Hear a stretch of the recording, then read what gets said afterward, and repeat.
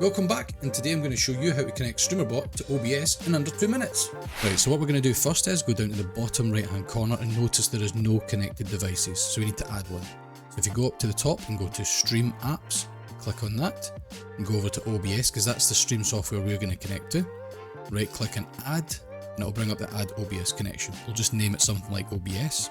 Now if you're using a version of OBS 27 and below, it needs to be version 4.9 you use. If you're using 28 and above, it's version 5x you need to use.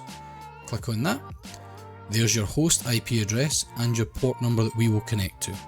So auto connect on startup and reconnect on disconnect. We now need to do the password. So if we go over to OBS, go up to the top and go to Tools, WebSocket Server Settings we need to click on.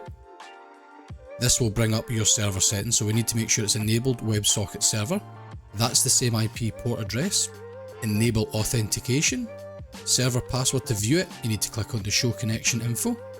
Obviously mine is blurred out for security reasons, but there's your server password. Click on copy. And if we head back over to StreamerBot and paste it in here and press OK. Now if you go back down to the bottom right hand corner, you will notice it says partially connected, so we need to restart StreamerBot.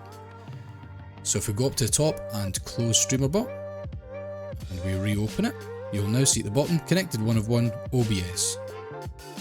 Just check at the top with Stream Apps again, make sure your OBS is selected, and there you go, auto connect, reconnect, and it's connected. There you have it folks, nice and easy one this week. If the video was any good to you, don't forget to drop a like on it, and just remember, if you want to see future videos like this, do consider subscribing.